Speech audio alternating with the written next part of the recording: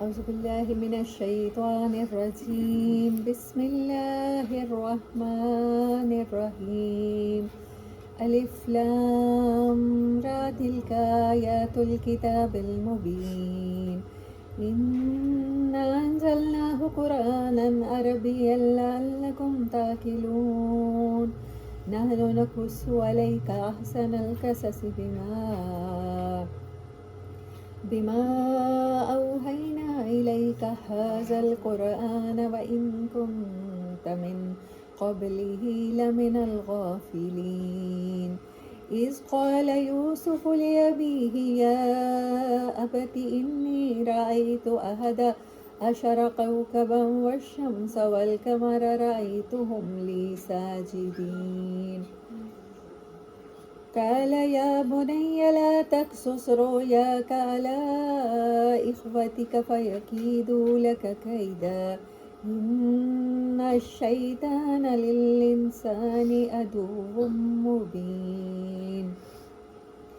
وكذلك يجتبيك ربك ويعلمك من تأويل الأحاديث ويتم نعمته عليك وعلى آل يعقوب كما أتمها على أبويك من قبل إبراهيم وإسحاق إن ربك عليم حكيم. صدق اللہ العظیم. اما بعد فاعوذ باللہ من الشیطان الرجیم. بسم اللہ الرحمن الرحیم. So today I'm going to discuss سورہ یوسف. ایسے ہی رینڈملی میرا دل تھا اور مجھے لگتا ہے کہ باری اس کی تھی، لیکن مجھے کوئی آئیڈیا نہیں ہے کہ جو ہم اس اپنے لیسن میں صورتیں کر رہے ہیں اس میں کس صورت کی باری ہے، لیکن مجھے لگتا یہی ہے کہ سورہ یوسف کی ہے. یہ اس لحاظ سے یونیک سورہ ہے کہ اس میں پوری سورہ ایک سٹوری ہے. قرآن پاک میں ایک سورت میں سم ٹائم 6-7 سٹوریاں بھی آ رہی ہوتی ہیں، لیکن اس جیسی کوئی صورت قرآن پاک میں نہیں ہے جہاں صرف ایک سٹوری ہے. اور وہ سٹوری بھی حضرت یوسف کا نام جو ہے وہ اسفہ سے ہے، اس کا روٹ ورڈ، اور اسفہ غم کو کہتے ہیں، غم کی کہانی، سیڈنس کی کہانی. اور یہ کہانی اللہ تعالیٰ نے دیکھیں مختلف چنک گزارے ہیں ہر پیغمبر کی سٹوریز. حضرت موسیٰ علیہ السلام کی بہت زیادہ چنکس ہیں، حضرت ابراہیم علیہ السلام کے بہت زیادہ ہیں، اور پیغمبروں کے ہیں. لیکن یہ کیوں ان کی پوری لائف اللہ تعالیٰ نے کیوں ایک ہی جگہ کیوں بتائی ہے؟ کیونکہ بنی اسرائیل شروع یہاں سے ہو رہے ہیں، اور اللہ نے ان کی پرسنل باتیں کیوں کی ہیں جو وہ پرسنل فیل کر رہے تھے. کیونکہ ہسٹری میں کوئی بھی ہسٹری کی بک آپ اٹھا کے پڑھ لیں آپ کو رونا نہیں آئے گا. وہاں پر صرف فگر لکھے ہوتے ہیں، ڈیٹس لکھی ہوتی ہیں.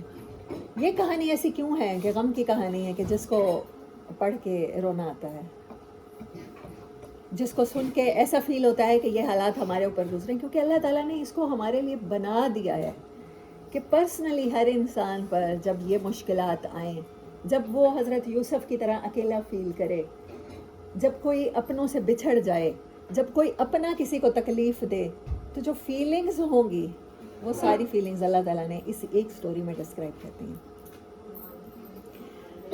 اس کو پہلے یہ سٹارٹ ہوتا ہے، فرسٹ پیسج ہے حضرت یوسف علیہ السلام نے ایک خواب دیکھا، ٹھیک ہے. دوسرا پیسج ہے آپ کے بھائیوں نے آپ کے خلاف کیا کیا، اسکیم کی، ایک سازش کی، ایک پلاننگ کی، ٹھیک ہے. دوسرا پارٹ. تیسرا پارٹ کیا ہے، آپ اس سازش کا شکار ہو کے مصر پہنچ گئے، اغوا ہو گئے، ایک چھوٹا بچہ اغوا ہو گیا. دین پلیز آگے آ جائیں تھوڑے سے، یہ جو درمیان میں گیپ ہے اسے پلیز فل کر دیں تو آئی ول بی ویری گریٹفل. اچھا، تیسرا پارٹ کیا بتا رہی تھی میں؟ جی، اغوا ہو کر وہاں پہنچ گئے مصر. چوتھا پارٹ ہے آپ کو منسٹر وائف نے سیڈیوس کیا، مطلب ایک گناہ کی طرف دعوت دی، ٹھیک ہے. اور فورتھ پارٹ ہے. ففتھ پارٹ ہے تمام مصر کی عورتوں نے سیڈیوس کیا جس کی وجہ سے آپ کو جیل جانا پڑا. چھٹا پارٹ ہے آپ کا جیل میں جانا. ساتواں پارٹ ہے وہاں جا کر قیدیوں کو جو خواب آئے اور پھر بادشاہ کا خواب آیا، پھر اس کو آپ نے انٹرپریٹ کیا۔ ساتواں پارٹ ہے جب آپ کے بھائی دوبارہ آپ کے پاس آئے، مصر میں قحط پڑا، وہاں کنعان میں قحط پڑا، اور پھر وہ دوبارہ آپ کے پاس آئے لینے کے لیے۔ دین 8واں پارٹ ہے فائنلی سب مل گئے، اور پھر 9واں پارٹ ہے نبی صلی اللہ علیہ وسلم کو اور ہر مخاطب قرآن کو اللہ تعالیٰ اس میں سے جو لیسن دینا چاہتا ہے اسٹوری میں سے، وہ اللہ تعالیٰ نے بات کیا۔ الف لام را، بسم اللہ الرحمن الرحیم، الف لام را۔ الف لام را سے مجھے حدیث مبارک یاد آ گئی ہے۔ ایک نبی صلی اللہ علیہ وسلم کے پاس ایک بزرگ آئے، he was aged person about 90 years old, اور انہوں نے آ کے کہا کہ میرا دل سخت ہو گیا ہے نبی صلی اللہ علیہ وسلم، میرا دل خشک ہو گیا ہے، ڈرائی ہو گیا ہے اور سخت ہو گیا ہے، غالباً یہ الفاظ کہے،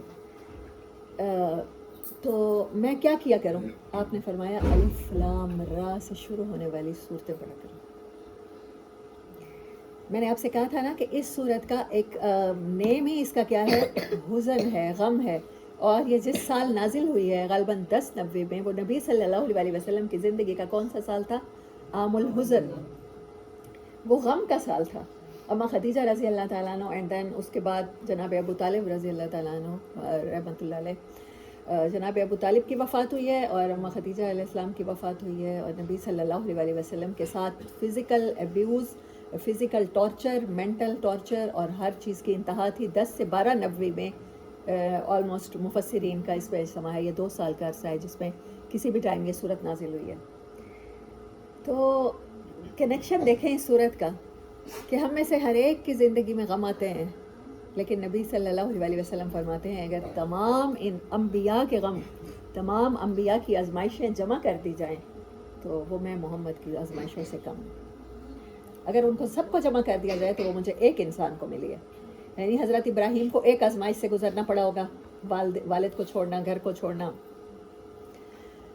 حضرت یوسف علیہ السلام کو اپنے گھروں سے نکالے جانا، اپنے ہی بھائیوں کی غداری کا سامنا کرنا پڑا، حضرت یونس علیہ السلام کو مچھلی کے پیٹ میں رہنا، سب کچھ پیغمبروں کی ہمیں معلوم ہے جن کے قرآن نے تذکرے کیے ہیں۔ حضرت موسیٰ علیہ السلام کا اپنے گھر بار کو چھوڑ کے جانا، تو وہ ساری آزمائشوں کو جب اکٹھا کیا جاتا ہے تو نبی صلی اللہ علیہ وسلم فرما رہے ہیں کہ مجھ پر اکیلے پر وہ ساری آزمائشیں آئیں۔ اگر ہم 360 بھی پیغمبروں کو کنسیڈر کر لیتے ہیں، 3,60,000 پیغمبر بھی اس دنیا پر آئے ہیں، 65,000 آئے ہیں، 65,000 میں سے 64,000، پھر میں سے 64,000 میں سے بھی 99 پیغمبروں کی، تمام انسانوں کی آزمائشیں نبی صلی اللہ علیہ وسلم پر آئے ہیں، اور ان سب آزمائشوں کو ڈیل کیا کر رہی ہے؟ ایک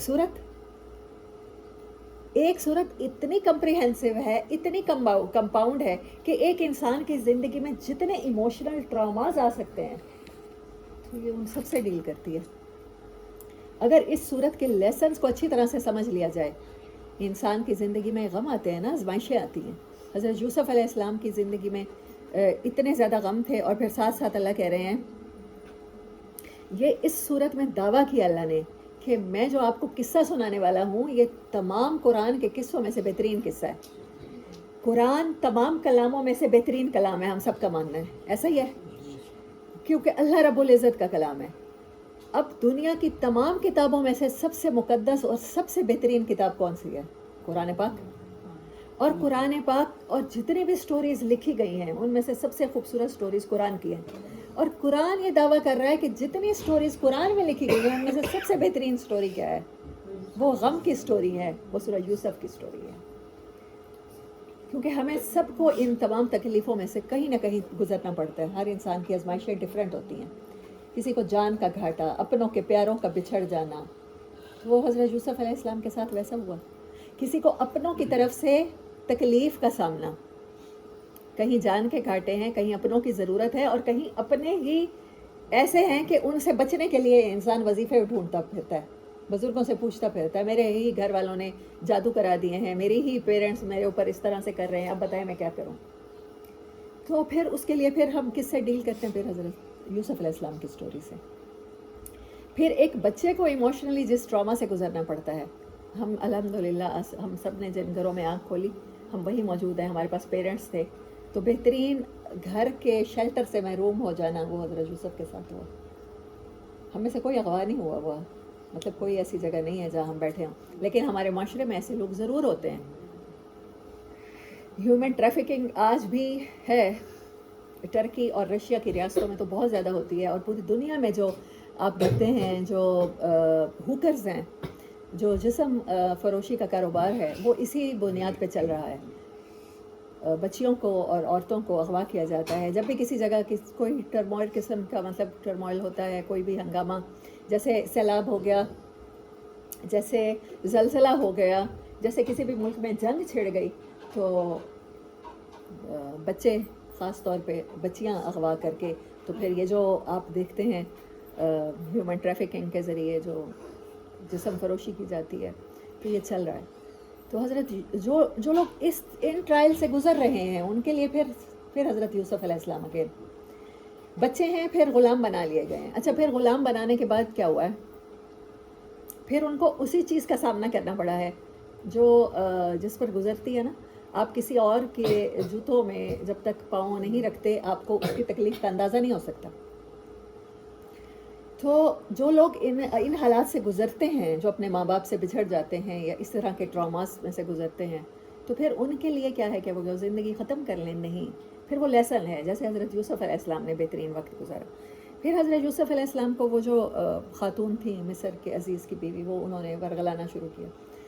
تو پھر ان حالات میں پھر حضرت یوسف علیہ السلام دعا مانگتے ہیں اللہ تعالیٰ سے کہ مجھے یہاں سے نکال کے, چاہے قید خانے میں جانا پڑے.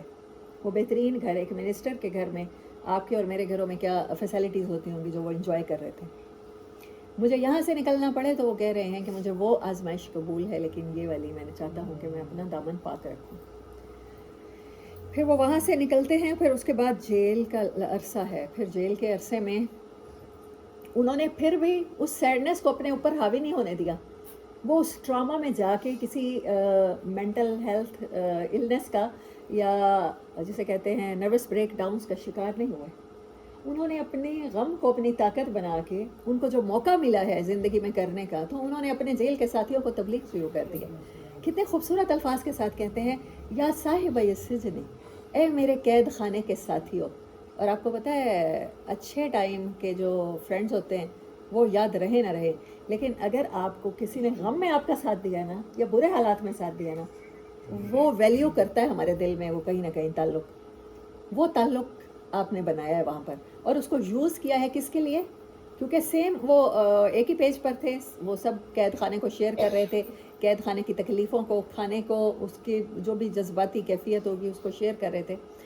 تو آپ نے ان کے ساتھ ریلیٹ کیا ہے اور ان کو پھر اللہ کی طرف بلایا. اس کے بعد حضرت یوسف علیہ السلام کو انہوں نے جب خواب دیکھا بادشاہ نے, اور پھر انٹرپریٹ کے لیے وہ انہوں نے غلاموں کے پاس بھیجا, تو آپ نے کہا کہ نہیں, میں پہلے باہر نہیں آتا, وہ پوچھو کہ ان عورتوں کے ساتھ کیا قصہ ہوا تھا. پھر ان عورتوں نے کہا ہے کہ ہاں ہم سے غلطی ہوئی. پھر آپ کے بھائیوں کا آنا, وہاں پر قحط پڑا مصر میں. یہاں یہ بات دیکھیں, حضرت یوسف علیہ السلام کو ٹرائل پر ٹرائل سے گزارا جا رہا ہے. اور یہاں اس صورت میں نا ایک بہت پیارا ورڈ اللہ تعالیٰ نے یوز کیا. اللہ بہت سی صورتوں میں یوز کرتا ہے, علیم الحکیم. اللہ حکیم ہے, اللہ علیم ہے. اللہ کے علم میں تھا, اللہ کی حکمت یہی تھی کہ یہ سب کچھ کیا جائے. ہمیں تھوڑی سی تکلیف ہوتی ہے تو ہم کہتے ہیں ویئر از دا اللہ, اللہ کہاں ہے, میں ہی کیوں آزمائش میں آ رہی ہوں.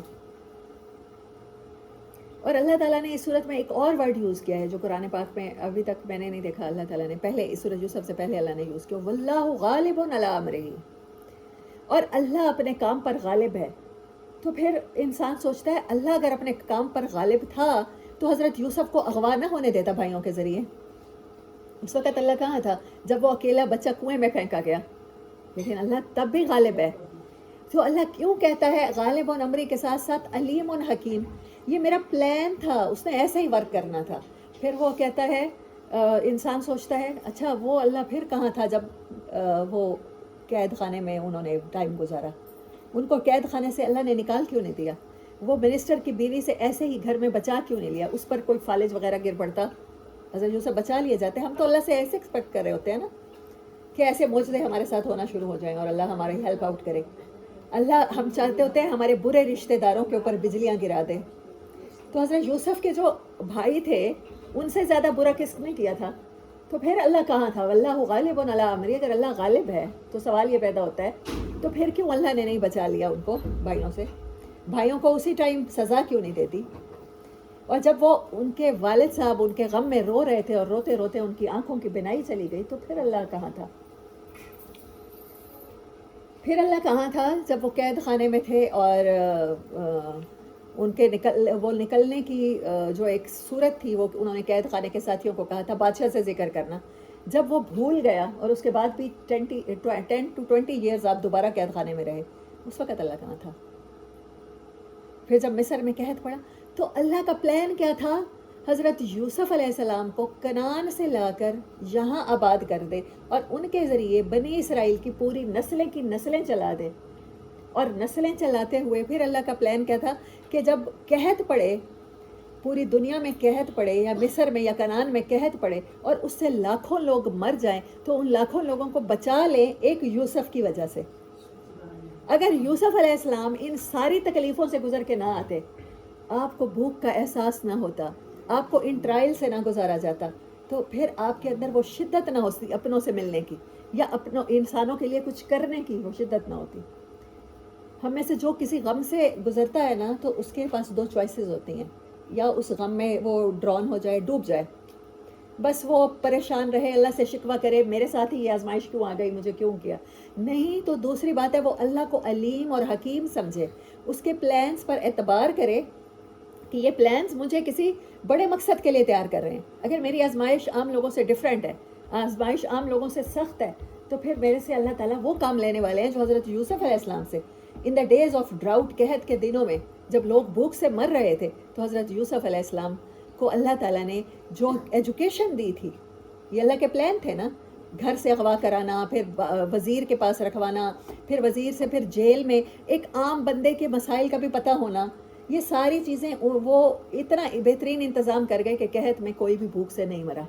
اللہ نے اتنے لوگوں کی جانوں کو سیو کرانے کے لیے ان کو اس پلان سے گزارا, وہ تربیت کی. تو پھر ہمیں ان باتوں پر صرف بچپن میں ہم لوگ سنا کرتے تھے نا, جب بیبیاں بیٹھتی تھیں تو کہتی تھیں بیبیاں اونچا اونچا پڑھو نہیں سبحان اللہ, اونچا اونچا پڑھو نہیں الحمدللہ, جنت میں درخت لگ جاتا ہے. ٹھیک ہے, یہ ہماری سائیکالوجی ہے, لیکن ہم نے قرآن کے لیسنس کو سمجھنا ہے کیونکہ یہ ہمارے مسائل ہیں. ہم ان سب ٹراماز سے ڈیل کر رہے ہوتے ہیں. ہر انسان اپنی اپنی جگہ پہ جنگ لڑ رہا ہے, اپنی اپنی آزمائشوں سے لڑ رہا ہے. کسی کے پاس مال کا غم ہے, کسی کے پاس اولاد کا غم ہے, کسی کے پاس والدین کا غم ہے, کسی کے پاس رشتہ داروں کا غم ہے, کسی کے پاس دوستوں کا غم ہے, کسی کے پاس مختلف قسم کی عادات کا غم ہے, اور کچھ نہ ہو تو ملازموں کا غم ہے. تو ہمیں ان ساری چیزوں سے یا تو ان کو طاقت بنا لیں حضرت یوسف کی طرح, اللہ کے پلانز پر اعتبار کر لیں کہ اللہ ہمیں ان چیزوں سے گزار رہا ہے تو کسی بلند مقصد کے لیے گزار رہا ہے. جب تک ٹانگ نہیں ٹوٹے گی تو بیساکھی ایجاد میں کیسے کروں گی, مجھے بتائیں. جب تک ٹانگ نہیں ٹوٹے گی میں ویل چیئر ایجاد کیسے کروں گی. اللہ جب کچھ گریٹ کرانا چاہتا ہوتا ہے, آپ سے کچھ بڑا کرانا چاہتا ہوتا ہے, تو آپ کو ایک خاص قسم کے ٹرائل سے گزارتا ہے تاکہ آپ اس جنگ میں جیت جائیں, تاکہ آپ اس جنگ میں سیکھ جائیں کچھ اپنی آئندہ آنے والی زندگی کے لیے. جب آپ کے مارکس کم آتے ہیں اور آپ ایک ڈگری کے لیے کر رہے ہوتے ہیں, کوشش کر رہے ہوتے ہیں, اور آپ کی 10 سال کی محنت ہوتی ہے, آپ نرسری سے پڑھ رہے ہوتے ہیں اور اس کے ساتھ ساتھ پورا گھر آپ کے ساتھ لگا ہوا ہوتا ہے, آپ کے پیرنٹس بھی, والد صاحب گھر میں انٹر ہوتے ہی پہلے پوچھتے ہیں ٹیوشن سے پڑھا ہے بچہ, بیگ بعد میں رکھتے ہیں, جو بھی ان کے فائل ہوتی ہے آفس کی.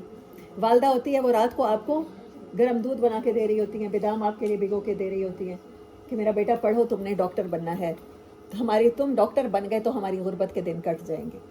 اور پھر وہ بچہ برے طریقے سے انٹری ٹیسٹ میں فیل ہو جاتا ہے. پھر کیا ہوتا ہے ہمارے ہاں, کیا ہوتا ہے, کیونکہ ہم لوگ قرآن سے جڑے ہوئے نہیں ہیں, پھر وہ بچے خودکشیاں کر دیتے ہیں, پھر پیرنٹس کی طرف سے ان پہ پریشر ہوتا ہے.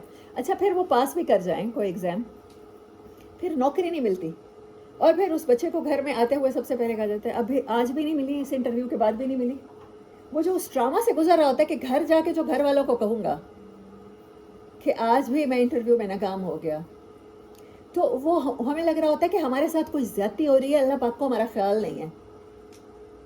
لیکن ہمیں اس بات کی سمجھ نہیں آ رہی ہوتی کہ واللہ غالب علی امری، اللہ کو ہرانے کا تو کوئی سوچ بھی نہیں سکتا. اور جب وہ کہہ رہا ہے کہ وہ علیم اور حکیم ہے، یہ اس کی حکمت ہے کہ وہ آپ کو ان ٹرائل سے گزار رہا ہے. اور بعد میں جب آپ اپنا کاروبار شروع کرتے ہیں، چاہے ایک ریڑھی لگا کے شروع کرتے ہیں یا ایک ٹھیلا لگا کے کرتے ہیں، اور کل کو بلینئر بن جاتے ہیں، آپ کہتے ہیں شکر ہے میں اس انٹرویو میں کامیاب ہو گیا. آج اگر جاب مل گئی ہوتی، کل کو جاب مل گئی ہوتی تو میں 9 to 5 جاب کر کے 50,000 کما رہا ہوتا. جب آپ کی کوئی فلائٹ مس ہو جاتی ہے اور آپ نے بہترین کہیں جا کر انٹرویو دینا ہوتا ہے جاب کے لیے، پھر آپ رو رہے ہوتے ہیں کہ وہ ہو یہ کیا ہو گیا. اور آپ سڑک پہ چلتے ہوئے آپ کے کپڑوں پر کیچڑ لگ جاتا ہے، اس وجہ سے جاب انٹرویو میں فیل ہو جاتے ہیں. آپ اس بندے کو کوس رہے ہوتے ہیں، سڑک پہ فائٹ بھی کر رہے ہوتے ہیں، بعض دفعہ گالیوں کے ساتھ ہاتھا پائی بھی کر رہے ہوتے ہیں. اور جب وہ نوکری آپ کو نہیں ملتی اور 20 سال بعد آپ اپنے کاروبار میں جب شائن کر رہے ہوتے ہیں، تو پھر خیال آتا ہے اللہ کا پلان ٹھیک تھا، شکر ہے مجھے وہ نوکری نہیں ملی. تو وہ جو شکر آپ نے بعد میں کرنا ہے، سورۃ یوسف بتاتی ہے کہ پہلے سٹیپ پہ کر لیجئے. آپ اللہ کے پلان کو نہیں سمجھتے، آپ انسان اللہ کی حکمتوں کو نہیں جان سکتا. اس کو اتنی عقل دی ہی نہیں گئی، اس کے نیوٹرونز دماغ کے اتنے کام کرتے ہی نہیں ہیں سیلز. لیکن ایک کام تو وہ کر سکتا ہے نا، اللہ پر اعتبار تو کر سکتا ہے نا. اللہ پہ ٹرسٹ کریں، اندھا ٹرسٹ کریں، اللہ پر یقین کریں کہ وہ جو آپ کو ان ٹرائل سے گزار رہا ہے، تو اس کے بعد آپ کے لیے بہت خوبصورت پلانز ہیں. بس یہ اس صورت کا لیسن ہے. مجھے یہ اتنا انسپائر کرتا ہے کہ میرا دل چاہتا ہے کہ میں یہ لیسن بار بار سب کو دیا کروں. کیونکہ ہم لوگ ڈپریشن کی اس ایج میں ہیں کہ مجھے ابھی کچھ ہی دنوں پہلے پتہ چلا کہ جو ابھی مردم شماری نہیں ہوئی ہے، اصل میں بتا رہی تھی آپ کہ 23 کروڑ لوگ ہیں، تو ان میں سے ہاف 23 کا ہاف کیا ہوگا، 11.5 کروڑ لوگ سویئر ڈپریشن، جسے کرونیکل یا کلینکل کہتے ہیں، اس ڈپریشن کا شکار ہیں. آپ ابھی روڈ پہ چلے جائیں، آپ کو نظر آ جائے گا. تھوڑی سی گاڑی لگے، دونوں بڑی گاڑیوں والے ہیں، دونوں کے بینک اکاؤنٹ میں شاید لاکھوں پڑے ہوں گے، لیکن وہ چھوٹی سی وہ جو لگی ہے 30-40 ہزار کا نقصان ہوا ہے، اس کے لیے جانوروں سے بھی بدتر طریقے سے لڑ رہے ہوتے ہیں. فرسٹریشن ہے اتنی زیادہ. چھوٹے سے بچے کو جو اسکول میں پڑھ رہا ہے، بچوں میں ڈپریشن نہیں ہوتا، بچوں میں ڈپریشن ہے بہت سارے ہمارے بچوں میں. ابھی میں آج کی جو میٹنگ اٹینڈ کر کے آئی ہوں، سیلاب متاثرین 90 لاکھ ہیں، اور پاکستان میں جو آبادی کی مردم شماری ہے اس میں 6 کروڑ بچے ہیں. اس میں سے 6 کروڑ میں سے 2 کروڑ بچے اسکولوں سے، تعلیم سے جو پڑھ رہے تھے محروم ہو گئے ہیں. جو نہیں پڑھ رہے تھے مطلب ان کا کوئی بندوبست نہیں ہوا. اب جو سیلاب آنے والا ہے وہ تو پانی کا سیلاب تھا، جو بھوک اور مہنگائی کا آنے والا ہے. ابھی کچھ دنوں پہلے یہ جو لوڈ شیڈنگ کا ڈرامہ شروع کر دیا گیا ہے پیٹرول کی قیمتیں بڑھانے کے لیے، جب مجھے بتائیں پیٹرول کی قیمت بڑھے گی، ہر چیز پہ ٹیکس لگے گا، صابن پر بھی، چینی پر بھی، دال پر بھی، چاول پر بھی لگے گا. ایک عام آدمی کو غریب سے غریب تر کیا جا رہا ہے، اس کے بعد کیا ہوگا؟ آپ کس چور کے ہاتھ کاٹیں گے جس کے بچے بھوک سے رو رہے ہیں، خودکشی کرنے والے ہیں؟ یہ ایسے پرابلمز ہیں، یہ ایسے ٹراماز ہیں جن کے ساتھ ہم ڈیل نہیں کر سکتے انلیس کہ ہم اللہ کی کتاب سے جڑ جائیں. ان سب کا حل صرف قرآن پاک میں ہے ہمارے پاس، اس کے علاوہ کوئی حل نہیں ہے. سود کو اللہ کیوں اتنا بڑا کہتا ہے؟ گناہ.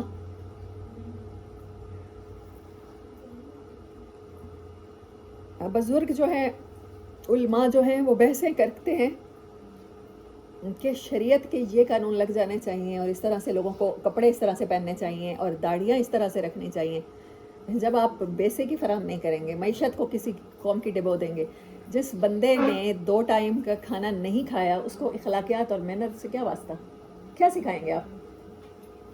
چوری، دھوکہ اور ڈاکہ تو ایک طرف رہ گیا، آپ اس کو اخلاقیات میں سے کس چیز کی تعلیم دیں گے؟ غیبت نہ کرو، کسی کو برا بھلا نہ کہو، کسی مسلمان سے، دوسرے مسلمان یا کسی انسان سے ہمدردی کرو. وہ کیوں کرے جس کے اپنے بچے بھوک سے مر گئے ہیں؟ وہ مزدور کیوں کرے؟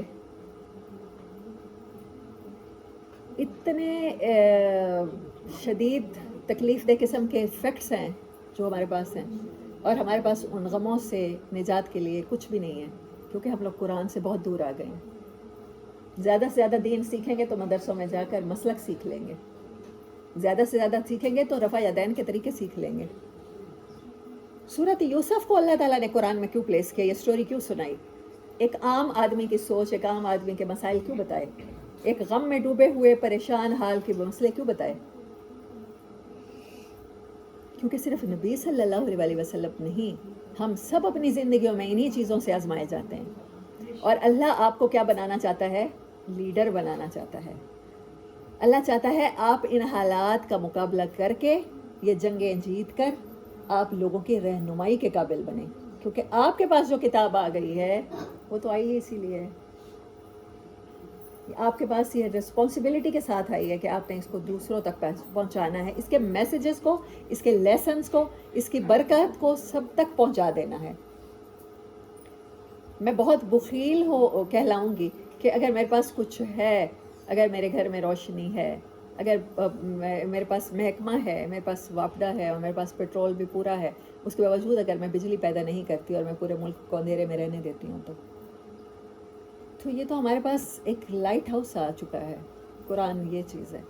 پھر اچھا میں کہہ رہی تھی کہ پھر حضرت یوسف علیہ السلام کے بھائیوں کا ملنا اور فائنلی ان کے خواب کی وہ تعبیر کہ ان کے سامنے وہ 11 ستارے اور سورج اور چاند سجدے میں. پھر اس کے بعد نبی صلی اللہ علیہ وسلم کو کہا گیا. آپ دیکھیں امیزنگلی اس کا پہلا پارٹ خواب نہیں، نبی صلی اللہ علیہ وسلم کو کہا گیا کہ یہ کتاب ہے اور یہ قصہ ہے جو آپ کو ہم سنا رہے ہیں اور یہ قصوں میں سے بہترین قصہ ہے. اور آخر میں بھی کہا گیا ہے کہ آپ نے غم نہیں کرنا جب یہ لوگ آپ کو نکال دیں، یہ لوگ آپ کے ساتھ برا سلوک کریں تو کوئی بات نہیں، یوسف کے ساتھ بھی ایسے ہی کیا گیا تھا. ٹھیک ہے. دوسرا حصہ اس کا خواب ہے اور سیکنڈ لاسٹ پارٹ خواب کی تعبیر ہے. تیسرا حصہ اس کا وہ اسکیم ہے جو حضرت یوسف کے بھائیوں نے کی. تھرڈ لاسٹ پارٹ اس کا وہ ہے جب یوسف علیہ السلام کے بھائیوں نے آ کے کنفیس کیا اور ایڈمٹ کیا کہ ہم سے یہ غلطی ہو گئی تھی. ٹھیک ہے. اور اس کا فورتھ پارٹ ہے جب آپ کے خلاف منسٹر کی وائف نے وہ کیا. اور اس کا فورتھ لاسٹ پارٹ ہے جب بادشاہ سے آپ نے کہا کہ خواب کی تعبیر تو بتاتا ہوں لیکن میں باہر نہیں آؤں گا، والنٹری میں اندر ہی رہوں گا جب تک وہ نہیں آتی، وہ میرے بارے میں جو الزام لگایا گیا. اور اس کا فورتھ لاسٹ پارٹ وہ منسٹر کی بیوی نے اپنا قصور مانا. اس کا ففتھ پارٹ جب اور جو مصر کی خواتین تھیں انہوں نے آپ کو سیڈوس کرنے کی کوشش کی اور کہا کہ اگر یہ نہیں مانتا آپ کی بات تو اس کو پھر سختی سے پیش آؤ. اور اس کا ففتھ لاسٹ پارٹ وہ ہے جب ان تمام عورتوں نے اپنا قصور مانا. اور اس کا مڈل پارٹ وہ ہے، سکستھ اور مڈل کہیں آپ، 5 ادھر ہیں 5 ادھر ہیں. درمیان والا پارٹ وہ ہے جب بادشاہ نے خواب دیکھا. سٹوری شروع ہوئی خواب، سٹوری اینڈ ہوتی ہے خواب کی تعبیر، اور درمیان میں اللہ تعالیٰ نے پھر ایک خواب کو پلیس کر دیا ہے. ایگزیکٹ سکیم کے ساتھ، اس آرڈر کے ساتھ یہ صورت کو اللہ تعالیٰ نے یہاں پر پلیس کیا، اس کے ایک ایک ورڈ کو. اور پھر اللہ جب کہتا ہے کہ میں حکیم ہوں اور میں بیسٹ پلانر ہوں تو کیا ہمیں اعتبار نہیں کرنا چاہیے اللہ کی اس بات پر؟ وہ جو اس صورت کو تب لائے ہیں اللہ پاک جب نبی صلی اللہ علیہ وسلم بدترین ٹارچر سے گزر رہے ہیں. اور اس صورت کے اینڈ میں حضرت یوسف علیہ السلام کو جب حکومت مل گئی اور ان کے سامنے سارے ستارے آ گئے، نبی صلی اللہ علیہ وسلم ہجرت کر کے گئے ہیں، اور آپ کو جب ملی ہے فتح مکہ کے موقع پر اذا جاء نصر اللہ والفتح، یہ خوشخبری ملی ہے، تو پھر آپ نے اسی صورت کو چوز کیا ہے کیونکہ غم کے دنوں میں یہی صورت سہارا بنی تھی.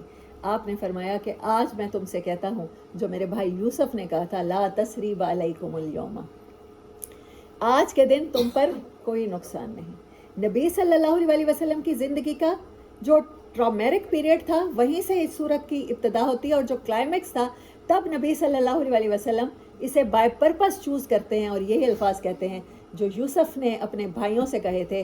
آج میں تمہیں وہی الفاظ کہتا ہوں، جاؤ تمہارے اوپر کوئی حرم نہیں ہے، لا تثریبہ. تھوڑا سا آنکھ بھی نہ جھکاؤ، میں نے تم سب کو کھلے دل کے ساتھ معاف کیا. نبی صلی اللہ علیہ وسلم کی زندگی کی تمام جد و جہد، فتح مکہ ہے نا اس کا رزلٹ. اس دن بھی حضرت یوسف کی سٹوری میں سے آپ اسی پارٹ کو چوز کر رہے ہیں کہ جس دن انہیں فتح نصیب ہوئی، جس دن انہیں اللہ تعالیٰ نے اپنے ہی پلان کے ذریعے ان تمام ٹرائل سے گزارنے کے بعد ان کو فتح عطا کی. تو جو انہوں نے کہا نبی صلی اللہ علیہ وسلم نے وہی کہا, اور یہ قرآن نبی صلی اللہ علیہ وسلم کے واسطے سے ہم سب تک آ چکا ہے. برے دنوں میں جو لوگ آپ کے ساتھ نہ کھڑے ہوں, برے دنوں میں جو لوگ آپ کی تکلیف کو بڑھانے کا سبب بنے, جب اچھے دن آئیں تو پھر آپ نے متکبر نہیں ہو جانا, یہ صورت بتاتی ہے. پھر آپ نے ڈاؤن ٹو ارتھ رہ کر کھلے دل کے ساتھ سب کو معاف کر دینا ہے, کیونکہ آپ ان ٹرائل سے کسی انسان کی وجہ سے نہیں, کسی انسان کی وجہ سے نہیں, اللہ کی اسکیم کی وجہ سے گزارے گئے تھے. ہمیں صرف یہی اسکیم سمجھنی ہے اپنی زندگی کے برے سے برے حالات میں بھی, کہ اللہ کا پلان کیا ہو گیا, وٹ کم نیکسٹ. اسی ایکسائٹمنٹ میں ہی رات گزر جائے گی. ہم سب کی زندگیوں میں رات تو ہوتی ہے نا, کہیں نہ کہیں آ جاتی ہے, پھر دن بھی آ جاتے ہیں. یہ دن رات کا چکر چلاتے ہوئے اللہ تعالیٰ کیا کہتے ہیں, میں دن اور رات کو نشانیاں بنایا ہے تمہارے لیے, تمہارے دلوں کی تسکین کا باعث بنایا کہ دن کبھی ہمیشہ نہیں رہیں گے. اگر دن نہیں رہے تو راتیں بھی تو ہمیشہ نہیں رہیں گی نا, ہر رات کا دن ہے. ہر مصیبت اللہ ساتھ کہتا ہے قرآن پاک میں, مصیبت کا اصول کیا ہے, ضابطہ کیا ہے, مدد کن دنوں میں آتی ہے, فَإِنَّ مَعَ الْعُسْرِ يُسْرًا. جب تنگی آئے گی ساتھ اللہ کسی نہ کسی طرح سے اس کو کمپنسیٹ کر دے گا, وہ آسانی لائے گا. لاتا ہے نا اللہ. آپ کو حضرت یوسف کو اگر خوابوں کی تعبیر کا اللہ نے علم دیا تھا, تو ہم سب کو بھی کوئی نہ کوئی صلاحیت دے رکھی ہوتی ہے اللہ نے ہمارے برے دنوں میں سروائیو کرنے کے لیے. وہ ایک صلاحیت ہوتی ہے جو ہر انسان کو اسپیسیفک اللہ انڈیویجول کو ایک صلاحیت سے نوازتا ہے, اور پھر وہی صلاحیت ہمارے اندھیروں سے نکلنے کا سبب بن سکتی ہے. وآخر دعوانا الحمد للہ رب العالمین.